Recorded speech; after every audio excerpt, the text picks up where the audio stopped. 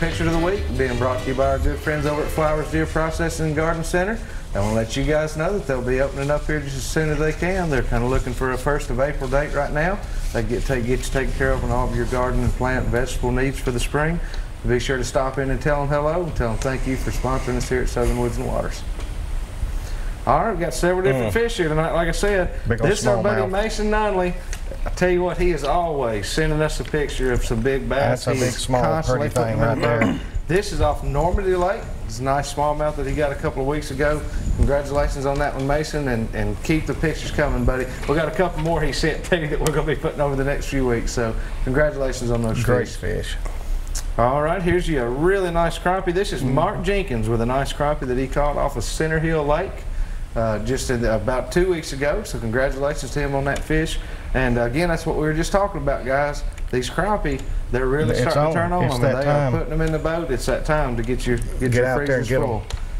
And our last picture here on the end, this is Jimmy Jordan. This is a nice bass that he caught recently on Lake Barkley up there. So, you know, guys, like I say, all across the state, Del Holland, Normandy, Center Hill, Barkley, you name it. We're catching fish on them right now. So, all the way around. We wanted to let you guys know you can send your pictures to us here at 474 James Robertson Parkway, Nashville, Tennessee. Or send them to me on Facebook. We'll get them right here on the show just as quick as we can. All right, guys, I'm going to tell you what, let's jump back over in the field, see how that hunt wrapped up, and let's listen to these beagles holler just one last time for the season. Man, he's over there, you know, all doing all this.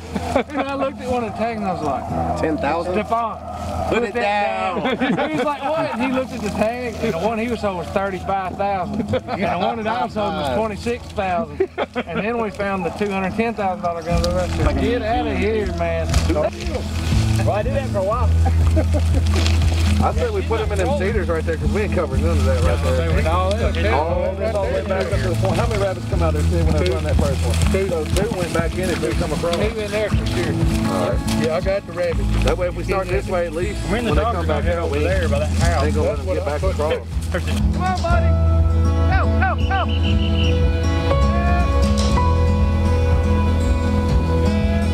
You said some more rabbits came out up top right there, Steve? Back on that one now. You ready? Coming at y'all.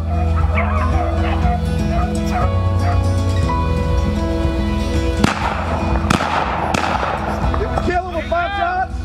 Here he comes. I see him. He's right, I see him. One, got him. Hey now. I'm sitting there thinking, how many times y'all just shoot? Well, we didn't have no open shot like he had. Yeah, we were shooting I was just ready to pass it. I was like, nah, that 4 kid taking head off. We were just blowing trees out of the way trying to get to him. We wasn't wasting shells, we was keeping him moving through that thicket till he'd get out here in the open. There's a difference. That's community hunting. Taking one for the team. We wouldn't have stayed out on his trail, he wouldn't have come out here for duty shooting. You know, see what I shoot with you.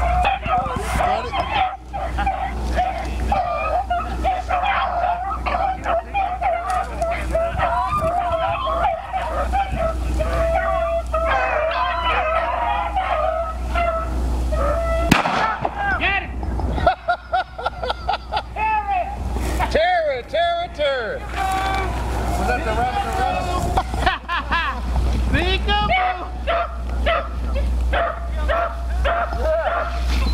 That's what I said. Terror's got some guy out there trying to pick him up before it's over with.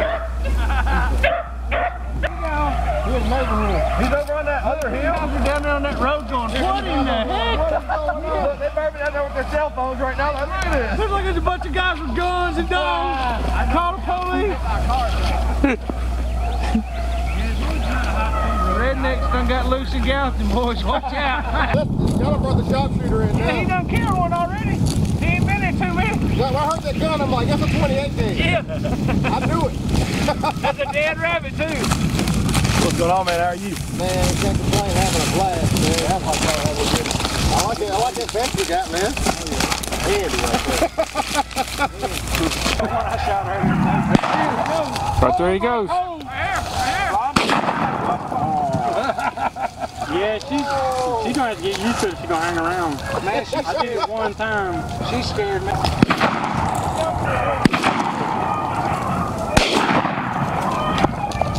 I was gonna say, man. Come on, somebody throw a gun at her. That's Brandon. I heard shot flying by. I'm like, whoa! I think y'all be better just throw the shell at them.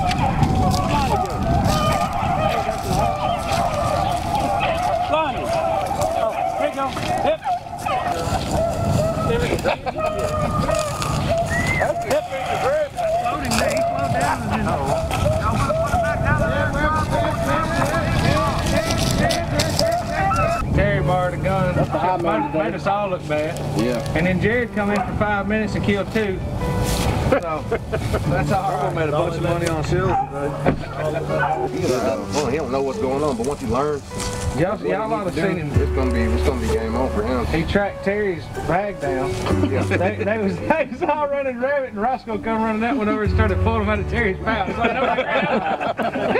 hey Roscoe, you gotta get the live ones, man. You want the tallest one? I should have someone to Yeah, you the tallest one? Yeah. Yeah, short guys are down here. Watch it. Everybody look down here at Brandon. Hey. Yeah, I know it.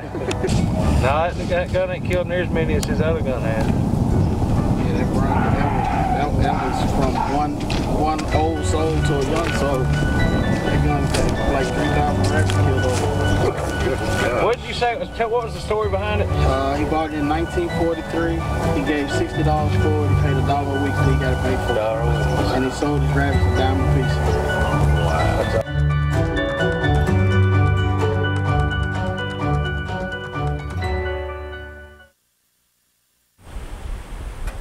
All right, welcome back, everybody. It's not every day we get a hunt that's quite as good as that day was, but that sure was a special day in the woods, wasn't it? Yes, sir. It, it was just right. The weather was right. That place holds a lot of rabbits. You know, people ask me a lot of times, and I'll give my take on it. You guys may be a little different, but they ask me about that particular spot, number one, because we film a lot of shows there. And why does it hold so many rabbits? And really what I think the key is, you've got those thick fence rows. Number one, you've got all that privet, all these thick fence rows, but then you've got the open space in between them, which the rabbits like to come out into, and then we're also surrounded by cropland there. So they've got corn, They got everything. they've got open space, they've got thick fence rows, they've got water with the creeks down through there. Yeah. So it's just like you would think with deer when you find the perfect habitat. This place is just the perfect rabbit habitat. Absolutely. It is. It's got everything that they want, you know, and I think that's what kind of sets that particular place apart from some of the other ones we hunt. Right. You know, we hunt it once a year. Once a year. You know, so that's the only hunt that Only gets every thing they got to year. worry about is predators. That's it. And That's right. And they got good There's cover. plenty of hiding Yeah. spots. Protects them from the predators. They do, and we practice predator control there. Yeah. You know, my cousins hunt coyotes and stuff out there pretty often, and that makes a big difference as well. But a lot of times when you have that habitat like that, it's kind of a great habitat all the way around. In other words, we've got deer in there, you've got turkey in there, but you know everything. If you can get rabbits and quail somewhere, you've got everything there. Yeah. And that place has got quail, it's got rabbit. Yeah, there's a couple coveys of quail out there. So I think that's kind of what. When you're looking for somewhere that may hold a lot of rabbits, that's kind of what you're looking for. Yes, all sir. around, you want cover, you want food, and yes, you want some open space. They do like open space. Yeah. They want to come out in the sun in it and kind of just like do their deer. thing. They like Kind of run They around like and to stuff. graze in the fields.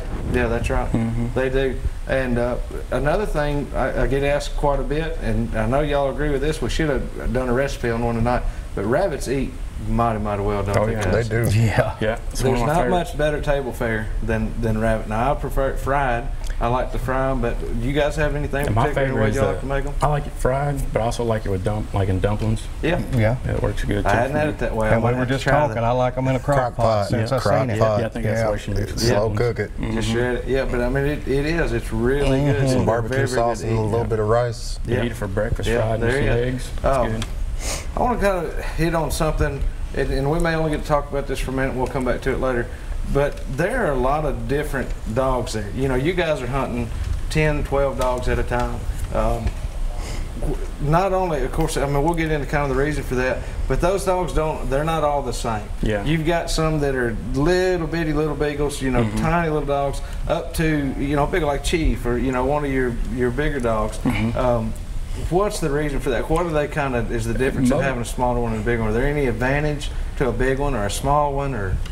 Yeah, there's definitely advantages to it. The only bad downside to the smaller dogs is they might not be able to last or hunt a whole day. Like it'll, you know, they'll get tired sooner. But the beagles that I have, I condition them so much that they do well at lasting a whole day. But the smaller dogs, they have an easier time getting in the smaller brush. They can even go down in a rabbit hole. I lost a dog 2 years ago down in a rabbit hole, and it took me a second to find her. But she was down like 4 foot down in the hole. I had to get her out. So, and the bigger dogs, they can't do that. They can keep the rabbit going on the track a little bit faster, and sometimes they they get out ahead, and they're built for the all day hunt, so they don't struggle with it.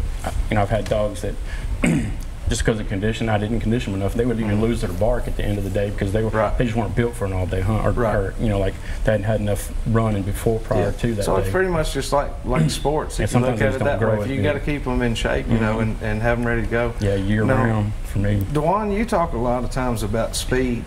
Your dogs hunt pretty fast compared to a lot of dogs. Kind of, what's the difference in, say, a fast hunting dog covers more ground, I guess, and a slower hunting dog? Well, you got the faster dogs. They do a lot of overrunning tracks, so there's a lot of checks where you got a lot of searching, and then you have like slower dogs that seem to keep the race going. So you want a dog that's kind of in between, that kind of keeps the race going. And because the fast dog, he's going to overrun tracks every time. It's just a lot of breakdowns. Yeah, it just happens. To come back. Always. They're going to have to circle back. And most of them do that when they're younger, and as they get older, they slow down. And I've seen dogs super fast. They can just cut on a dime and keep the track going. They don't even, they pick up that check and keep going with it. And that's what helps the rest of the pack go. If one dog gets it, they'll all follow pick it along. up. That's awesome. Yeah, some of those dogs get super fast. They just overrun it constantly, and it can be a pain unless you have other dogs that can support a little bit slower. And so they kind of almost help train these other dogs. That's another reason why I like a bigger pack is they're spread out more, so they can jump more rabbits, and the checks don't last as long whenever they break down in the race because they start spreading out and they'll pick it back up. Well, guys, we're going to go over and do this week's product of the week.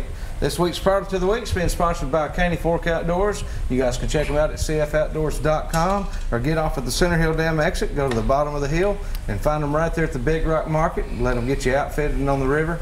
Pick up some of that great cooking while you're there as well. They'll take great care of you. Tell the Martin family thank you for everything that they do for us here at the show.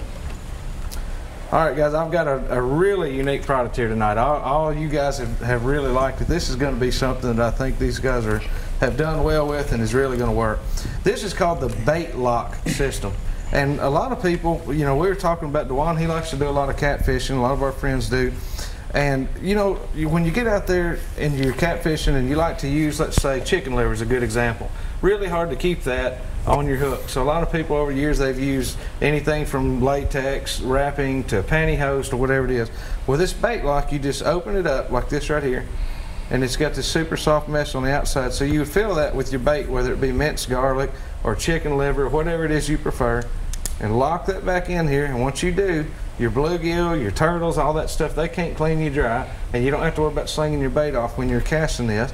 You got double hooks, so these are mustad hooks that they've got in here, and it's a great product. And they'd also, I should have had these in my hand, but I'll grab them real fast. But you have like a buzz bait and a spinner attachment that comes with them as well.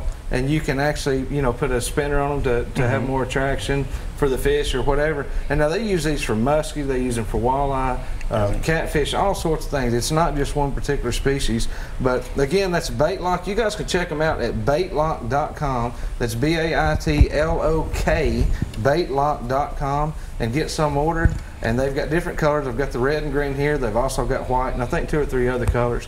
But again, check them out, baitlock.com. Get some of these and quit losing your bait before you ever get a fish on there, because fishing on credit don't do you much good, does it, Dayton? No, I've slung it off a dozen times. That's right. Guys, we're going to take another quick break. When we come back, we'll open the phone lines for you. We'll have some more Southern Woods and Waters. Golly.